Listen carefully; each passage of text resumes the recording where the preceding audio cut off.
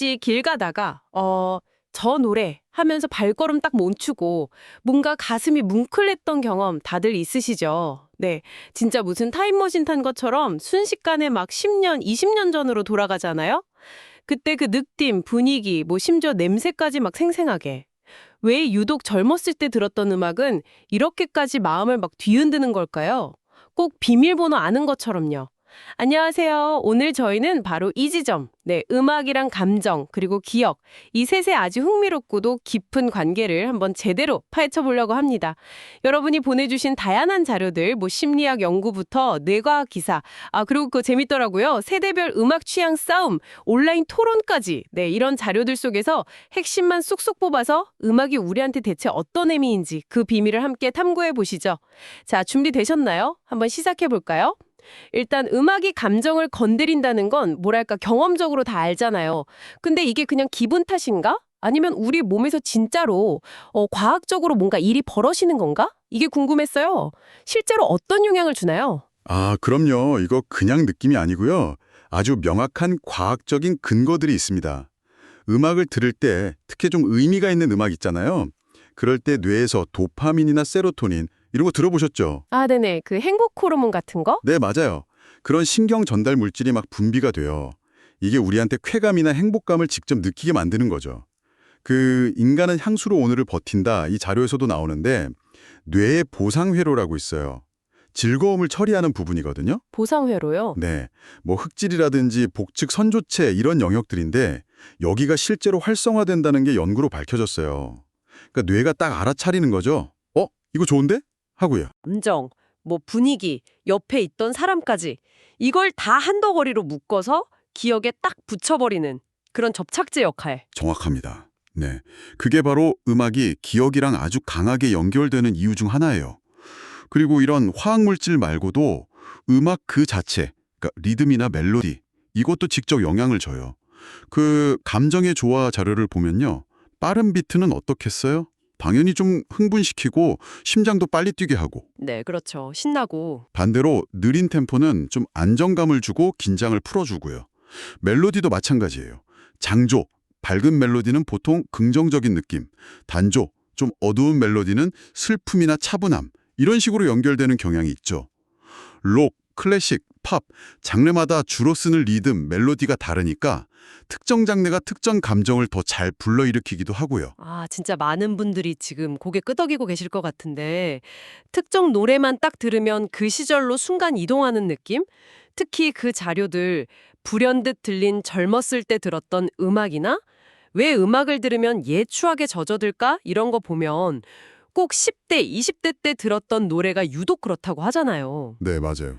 이건 왜 그런 걸까요? 혹시 그때가 뭐 감수성이 폭발하던 시기라 그런가? 물론 감수성 영향도 있겠죠. 근데 심리학에서는 이걸 회고절정이라고 부르는 현상으로 설명을 해요. 회고 절정이요? 네, reminiscence bump라고 하는데 보통 사람들이 다른 시기보다 유독 10세에서 30세 사이, 그러니까 청소년기부터 청년기, 이때 경험을 훨씬 생생하게 또 중요하게 기록하는 경향을 말하는 거예요. 아, 10세에서 30세요. 생각보다 기네요. 저는 딱 사춘기 그 언저리만 그럴 줄 알았는데. 네, 그렇죠. 이 시기가 어때요? 뭐 첫사랑도 하고 첫 직장도 갖고 내가 누군가 이런 자아 정체성도 막 확립되고 인생의 굵직한 처음들을 막 경험하는 시기잖아요. 감정 기복도 크고. 네, 맞아요. 정말 중요한 시기죠. 그리고 왜 음악을 들으면 옛 추억에 젖어들까? 이 자료 보면 음악 취향도 보통 언제 정해지냐면 10대 중후반, 이때쯤 많이 형성이 된대요. 그러니까 이때 만난 음악들은 그 당시에 강렬했던 경영, 감정들이랑 세트로 묶여서 기억 깊숙한 곳에 딱 저장되는 거죠. 일종의 각인처럼요. 그렇군요. 20대 후반 노래들도 그럼 포함될 수 있겠네요. 사회 초년생 때나? 네, 당연하죠. 20대 역시 뭐 계속해서 정체성을 찾아가고 사회적으로 중요한 관계를 맺고 인생의 변곡점을 맞는 시기니까요. 그때 강렬한 감정들이 음악이랑 같이 딱 붙어서 오래 넘는 거예요. 그럼 이 기억들이 대체 어떻게 불쑥 튀어나오느냐? 우리 기억에는 크게 두 종류가 있다고 봐요. 하나는 의식적으로 그때 그랬지 하고 떠올리는 거. 이걸 명시적 기억이라고 하고요. 네. 다른 하나는 뭐 자전거 타는 법처럼 몸이 기억하거나 특정 냄새 맡으면 갑자기 옛날 생각나는 것처럼 무의식적으로 작동하는 기억. 이걸 암묵적 기억이라고 해요. 아, 암묵적 기억. 네, 왜 음악을 들으면 옛 추억에 젖어들까? 이 자료에서도 강조하는데 음악은 특히 이 암묵적 기억을 건드리는데 아주 탁월해요. 아하. 그러니까 머리로 막 애써서 기억해내야지 이게 아니라 그냥 음악의 스위치를 딱 누르면 그때 그 감정, 분위기, 심지어 뭐 공기의 느낌까지 몸이 먼저 반응하듯이 확 살아나는 거. 그게 암묵적 기억 덕분이다. 바로 그거죠. 네, 이 암묵적 기억은 명시적 기억보다 훨씬 오래가고 잘 안 사라져요. 그래서 좀 안타까운 얘기지만 알츠하이머 같은 병으로 기억력에 손상을 입으신 분들도 젊을 때 즐겨 듣던 음악에는 반응하시는 경우가 꽤 많아요. 그리고 감정의 강도에 따라서도 기억하는 방식이 좀 다르대요. 그 불현듯 들린 자료 보면 아주 강렬한 감정은 사건의 큰 줄거리, 핵심을 기억하게 하고 오히려 적당한 강도의 감정은 세세한 디테일을 더 잘 기억하게 만든다고 하더라고요. 그거 흥미로운데요? 보통 강렬할수록 다 기억할 것 같은데. 그러고 보니까 얼마 전에 레딧에서 진짜 뜨거운 토론을 봤어요. 왜 많은 사람들이 뭐 부모님 세대는 물론이고 요즘 젊은 세대 중에서도 꼭 라떼는 말이야 하면서 70, 80, 90년대 음악, 그러니까 옛날 노래가 요즘 노래보다 훨씬 좋다고 하는 걸까? 이거였어요. 그 논쟁. 아주 고전적이면서도 들 뜨겁죠. 네. 글쓴이 본인은 2000년대 음악 팬인데 왜 다들 옛날 것만 좋다고 하는지 모르겠다. 뭐 이런 하소연이었는데 정말 객관적으로 옛날 음악이 더 뛰어난 걸까요? 아니면 이것도 결국 그 추억 보정 이런 걸까요? 아주 재미있는 질문이에요. 레딧 토론에 나온 여러 의견들을 좀 종합해보면 한 4가지 정도로 이유를 나눠볼 수 있을 것 같아요. 첫째는 뭐 예상하셨겠지만 역시 향수 효과죠. 아, 또 나왔네요. 회고절정. 네, 그 회고절정 시기에 들었던 음악에 대한 아주 강한 애착. 그 음악 자체의 객관적인 퀄리티보다는 그 음악을 들었던 그 시절, 좋았던 과거를 그리워하는 마음이 크게 작용한다는 거죠. 심지어는 자기가 어릴 때 나온 노래가 아닌데도 그냥 그 시절 분위기가 좋아서 그 시대 음악을 좋아하는 경우도 있다는 의견도 있더라고요. 하긴 그럴 수 있겠네요. 둘째는 시간의 필터링 효과예요. 이것도 설득력이 있어요. 지금 우리가 와, 옛날 명곡이다 하고 듣는 노래들은 수십 년 동안 수많은 노래들이 나왔다 사라지는 과정에서 살아남은 거잖아요. 그렇죠. 걸러지고 걸러진. 네, 말 그대로 정수만 남은 거죠. 당시에 나왔던 그냥 그런 노래, 별로였던 노래들은 대부분 잊혔고요. 반면에 요즘 나오는 음악들은 아직 그 시간의 필터, 검증을 거치지 않았으니까 좋은 곡, 뭐 그냥 그런 곡, 별로인 곡 다 섞여 있겠죠. 그러니 과거의 베스트 앨범이랑 현재의 그냥 일반 차트를 비교하면 당연히 과거 음악이 더 좋아 보일 수 있다는 거예요. 와, 일리가 있네요, 완전. 과거의 어벤져스랑 네. 현재 평균 시민을 비교하는 셈이 될 수도 있겠군요. 그럼 나머지 2가지 이유는 뭐였나요? 셋째랑 넷째는 좀 비슷한 맥락인데요. 청취 습관의 변화, 그리고 음악 자체의 변화에 대한 지적이에요. 아, 듣는 습관이 달라진다. 네, 나이가 들면 아무래도 젊을 때처럼 막 에너지를 쏟아서 새로운 음악 찾아 듣고 그러기보다는 좀 익숙한 음악 위주로 듣게 되잖아요. 맞아요. 듣던 것만 듣게 되죠. 네, 기껏해야 뭐 라디오나 TV에서 나오는 최신 유행곡 정도만 접하는데 만약 그게 내 취향이 아니면 아, 요즘 노래는 다 별로네 이렇게 생각하기 쉽다는 거죠. 좀 적극적으로 찾지 않으면 숨어있는 좋은 최신 음악을 놓칠 수 있다는 지적이에요. 그리고 또 일부는 요즘 주류 팝음악 자체가 과거에 비해서 너무 상업성에 치우쳐서 음악적인 깊이나 다양성이 좀 줄어든 거 아니냐 이런 비판도 해요. 음악 자체의 변화요. 예를 들면요. 뭐 레딧 토론에서도 나왔는데 예전 팝에는 곡 중간에 분위기 확 바꾸는 조바꿈, 키체인지라고 하죠.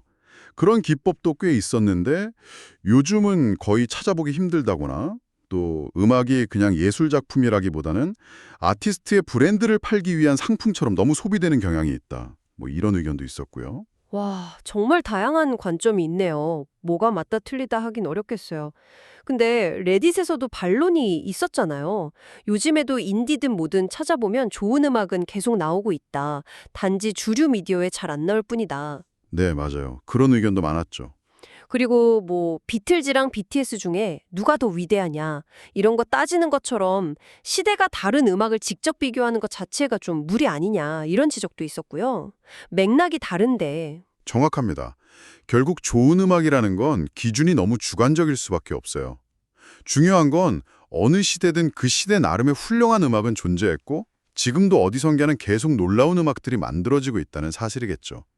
다만 레딧 토론에서도 그런 얘기가 나왔는데 요즘은 누구나 너무 쉽게 음악을 만들고 뿌릴 수 있다 보니까 오히려 좋은 음악을 발견하려면 예전보다 더 노력이 필요해진 건 아닌가? 뭐 그런 측면은 있을 수 있겠네요. 네. 듣고 보니 음악의 힘이라는 게 정말 그냥 감정 흔들고 추억 되살리는 거 이걸 넘어서네요. 아까 그 자료들에서도 실제 치유 효과가 있다는 얘기도 있었잖아요. 이건 어떤 내용이죠? 네, 맞습니다. 음악 치료는 이미 꽤 다양한 분야에서 활발하게 쓰이고 있어요.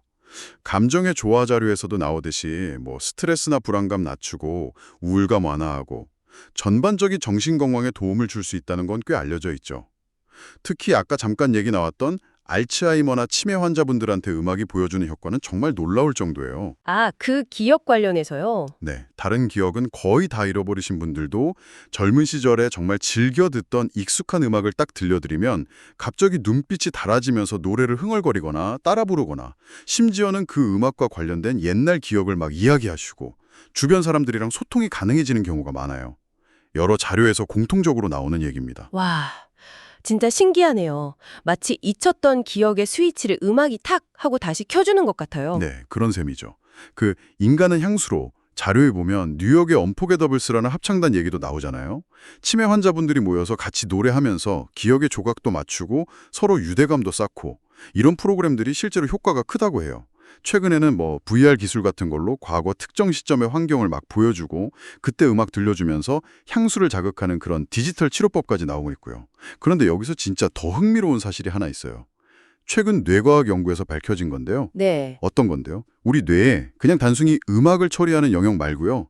악기 소리나 그냥 말소리 말고 오직 노래, 그러니까 멜로디랑 가사가 합쳐진 거 있잖아요. 네, 노래. 네, 그 노래에만 특별히 반응하는 고유한 신경세포 그룹이 존재한다는 게 밝혀졌어요. 세상에, 노래 전용 영역이요? 네, 그 우리 뇌에 노래를 인식하는 고유한 영역이 있다는 기사를 보면 뇌 측두엽 위쪽에 있는 뉴런 그룹인데 다른 소리, 악기 소리나 말소리에는 거의 반응을 안 하다가 딱 노래가 들릴 때만 선택적으로 활성화된다는 거예요. 와, 진짜 신기하다. 그럼 우리 뇌는 음악이랑 노래를 좀 다르게 받아들인다는 거네요? 그렇죠. 생각보다 훨씬 더 정교하게 그리고 전문적으로 노래라는 형식을 인지하고 처리한다는 거죠. 우리가 왜 유독 노래에 더 깊이 공감하고 감동받는지 여기에 대한 중요한 단서가 될 수도 있겠다 싶어요. 와, 뇌에 노래 전담팀이 있다니 진짜 놀라운데요. 그런데 음악이 항상 즐겁고 행복한 기억만 가져오는 건 아니잖아요, 사실. 때로는 정말 너무 고통스러워서 다시 떠올리고 싶지 않은 기억이랑 아주 단단하게 묶여있는 노래도 있을 수 있잖아요. 트라우마처럼요. 아, 네. 물론 그럴 수 있죠. 그럴 때는 그럼 어떻게 해야 할까요? 아까 그 불현듯 들린 기사에서도 이 부분을 좀 다루고 있었던 것 같은데요? 네, 맞아요. 그런 경우를 위한 제안도 있었어요. 물론 이게 말처럼 쉬운 건 아니겠지만요.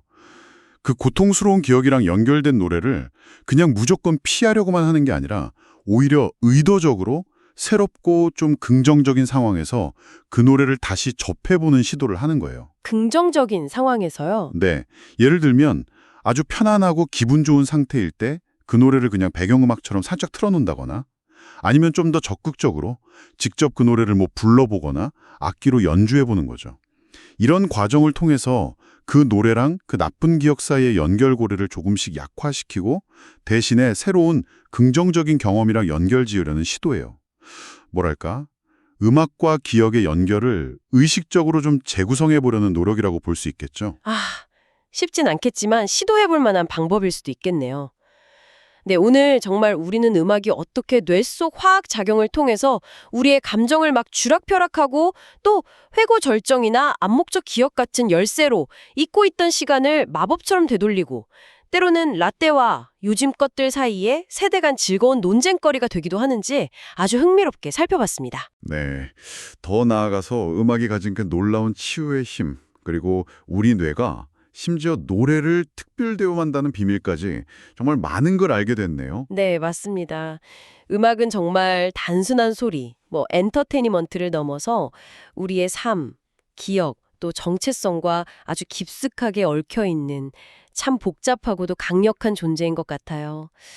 특히 그 뇌가 노래를 특별하게 인식한다는 사실은 앞으로 음악과 인간의 관계, 또 음악의 어떤 치료적인 활용 가능성에 대해서 우리가 더 깊이 탐구해야 할 아주 흥미로운 숙제를 던져주는 것 같습니다.